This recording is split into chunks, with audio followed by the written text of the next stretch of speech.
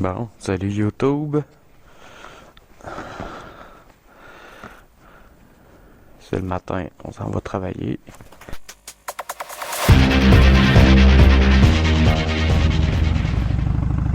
C'est pas chaud un matin. On va faire 13 peut-être.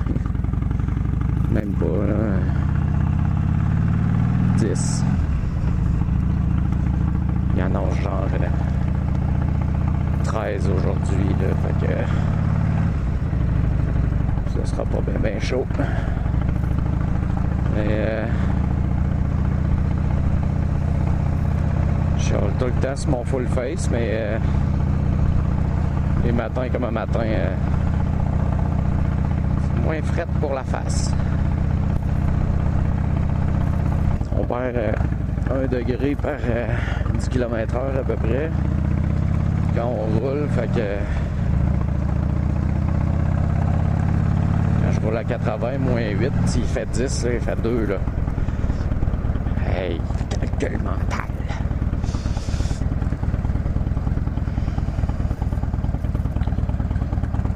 Bon, fait qu'on est encore assez tôt, puis je suis pas réveillé full. Matin, je me disais que mon dernier vidéo était un peu lourd. On va avoir des journées plus légères, des sujets plus légers aussi, là, ne vous en faites pas. Dernièrement, là, j'ai côté motovlog, j'ai découvert 2 autres bons motovloggers qui sortis de nulle part, là, ben pour moi, là, mais le premier, ben la première, parce que c'est rare, mais j'ai trouvé une fille qui fait du motovlog en Harley. Puis elle est quand même assez connue, là. Elle a des vidéos de plusieurs 100 000 de visionnement. C'est Bibi Bean. C'est une Américaine. Puis dans une de ses vidéos, là, elle venait de changer pour un Sportster 48. Ça, c'est un modèle que je trouvais vraiment beau au départ.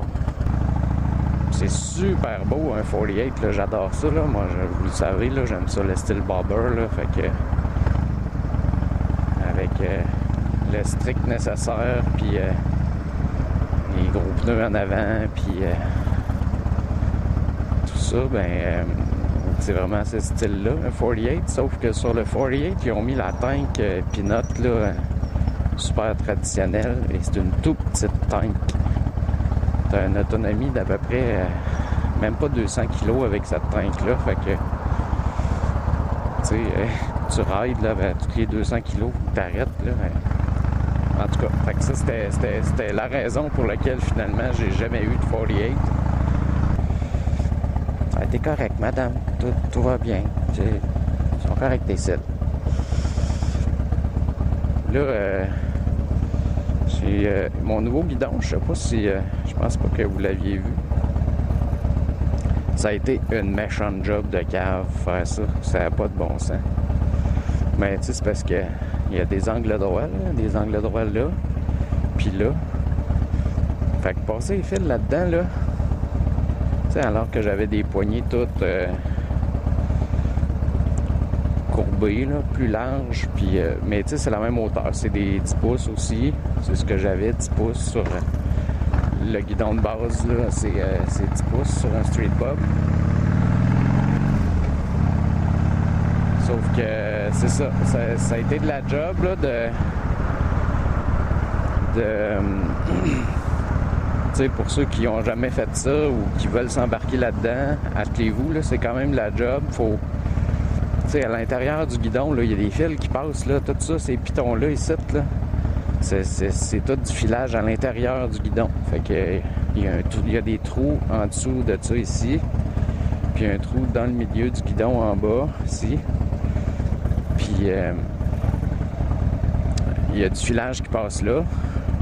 Puis du filage, pas un fil, 2, 3 fils. Là. Non, je pense que c'est 8 d'un bord puis 11 de l'autre. Fait que en premier, tu sais, il faut défaire ça. Il faut enlever le filage. Mais pour enlever le filage, là, le filage il est connecté, lui, en dessous de la tank. Il y a un connecteur là qui plug tous les fils ensemble. Puis qui relie tout ça au système de batterie, les grounds, les clignotants, l'odomètre, tout ça, c'est les lumières. Tout ça, c'est relié par là avec un connecteur pour les clignotants de chaque bord. Fait que deux petits connecteurs de 3 fils chaque là. Puis un gros connecteur de chaque bord pour tout le reste, là, comme je viens de vous dire. Fait que les connecteurs, eux autres, sont trop gros. Ils rentrent pas en tout dans le... Ils passent pas en tout dans un guidon, là. Ils sont à peu près aussi gros que le diamètre d'un guidon chacun. Fait que là, il faut défaire les petites pins de métal qui rentrent dans le connecteur, qui plug les fils, qui clippent les fils dans le connecteur. Puis ça, ben... c'est quand même de la job, là. Il y a une petite technique, là, puis c'est du taponnage. Puis là, bien sûr, quand j'ai fait ce côté-là, du côté clutch, ben j'ai scrappé un connecteur de clignotant. En fait, j'ai scrappé, je devais avoir une faiblesse, là, parce que, en tout cas, il m'a comme resté dans les mains. Mais ça, tu sais, c'est des petits connecteurs, là, tu trouves pas ça au Canadian Tower, là. C'est comme... Fait que il m'a comme resté dans les mains, mais là je me suis dit bon mais je vais le garder puis je vais essayer de l'arranger quand je vais remonter tout ça. Bon. Fait que ça, premier obstacle, première embûche. On enlève l'ancien guidon, on passe les fils dans le nouveau guidon. Ça j'ai rushé, là, ça m'a pris genre 2 heures juste passer les fils parce que tu sais, t'as des angles droits, fait que... Puis là, ben, j'ai tenté de réparer le petit connecteur dans métal qui m'avait resté dans les mains, là, parce qu'il fallait que je le mette dans le petit connecteur Molex pour le clignotant côté clutch. Coupe le fil, puis mets un autre connecteur, tu sais. Mais j'avais pas d'autres connecteurs de même. J'en ai cherché, là, j'en ai trouvé, mais plus... style informatique, là. Fait que ces connecteurs-là, c'est des connecteurs automobiles américains que Harley utilise. Fait que j'en ai pas trouvé. Remarquez, là, j'ai pas regardé chez le dealer voir s'il y avait ça, mais ça m'aurait étonné. D'après moi, il aurait vendu la couette de fil au complet, là. Fait que c'est ça. Fait que ça connecte pas très bien. J'avais un faux contact puis tout ça. J'ai essayé de... Je me suis dit, là, les deux connecteurs, il y en a un comme d'écrasé, puis ben... ça marchait pas. J'avais tout remonté, puis finalement, mon clignotant clutch marchait pas. Après ça, ma lumière allumait pas. Ma lumière, mon headlight, là. Après ça, ma lumière de break marchait pas quand je pesais sur mon break d'en avant. J'étais comme découragé, là. J'étais comme, voyons donc, il n'y a rien qui marche, ça marche, c'est débile. L'affaire aussi, c'est que je me suis pas donné de chance, c'est que quand j'ai défait mes connecteurs Molex, tu sais, j'avais lu sur les forums, tu sais, noter les couleurs, puis dans quel ordre, puis tout ça, ils vont sur le connecteur Molex, tout ça. Mais moi, je m'étais dit, ben, je vais prendre des photos, ça va être correct. Et finalement, là, tu sais, les fils en dessous d'un Harley 2009, là, tu sais, quand c'est rouge avec une petite ligne blanche versus rouge avec une petite ligne jaune, là, puis qui sont comme crasseux, puis tout, là, ben, ça arrive des fois que t'es inverse, hein? Fait que... à un moment donné, j'étais en train de refaire le connecteur, puis j'étais comme, ouais, c'est ça le bon ordre, puis tout ça. Là, je regarde ça, ma lumière allumait pas en avant. Puis quand je pesais sur le klaxon, quand je pesais sur le klaxon, ça allumait ma lumière en avant. Fait que je riais puis je sacrais en même temps. Là. Fait que j'ai remonté le connecteur Molex du côté clutch, je pense, 3-4 fois au complet. Là. Je me suis aperçu finalement que c'était un fusible que j'avais sauté. En faisant mes textes de connecteur Molex, ça a remonté tout croche, ça a fait sauter un fusible. Fait que là, avec le fusible changé, bon, ben, ma lumière d'en avant marchait.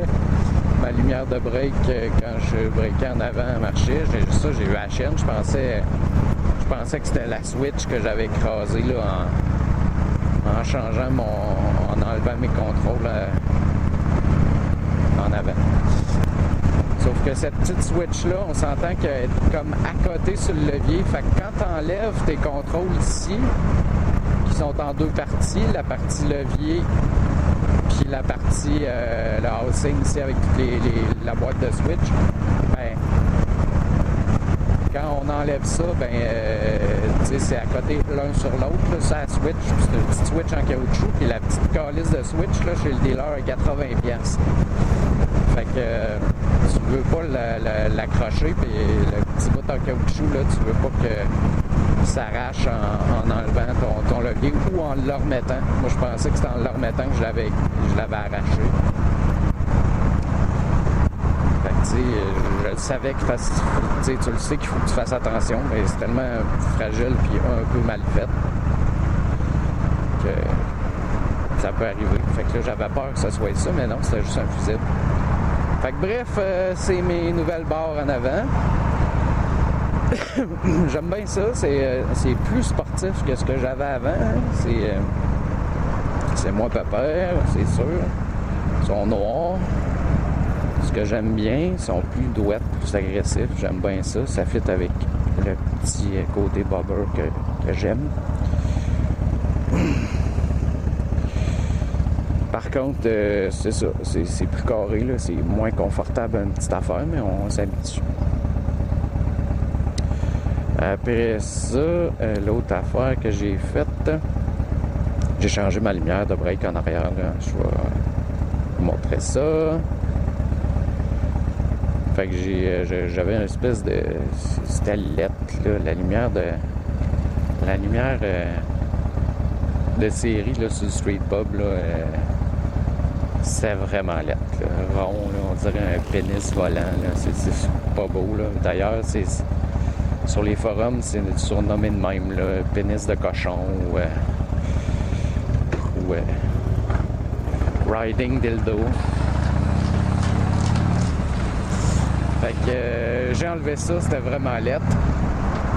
Puis j'ai mis une lumière, petite barre de LED à double intensité. Les clignotants, il y a l'option dessus, là. Les fils sont là, puis les LED sont là, mais je ne l'ai pas plugué. Je trouvais ça gadget. C'était pas ça que je voulais. Anyway, je garde mes clignotants, là. Ils sont corrects.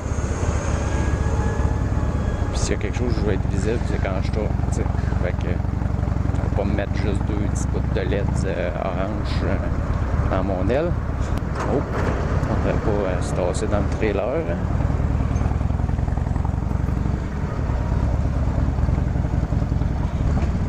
Ben, c'est ça, l'autre vlogger, le fun que j'ai vu, c'est Motopilot. Hey. Puis l'autre Motopilot, il y a un bike sport, mais lui, c'est le vidéo editing de la mort, man. Puis tu sais, il y a comme un look pilote de chasse, là. Son casque, là, avec des gogos dessus, puis un respirateur, comme un respirateur de pilote de jet militaire, là. Puis, non, il est cool, j'aime ça, sa manière de penser, sa voix, il est dynamique, il a toutes sortes d'affaires, puis il pousse au bout, là, il a genre 6000 abonnés seulement, mais c'est parce qu'il y a 2 mois, il y en avait genre 200. Fait que c'est vraiment le fun.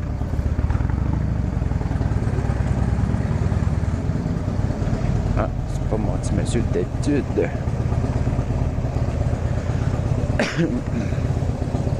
Salut!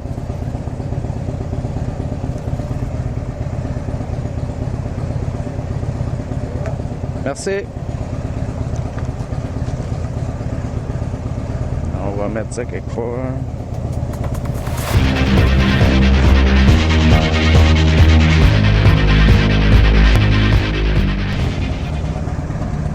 Ça, c'est mon parking à la job.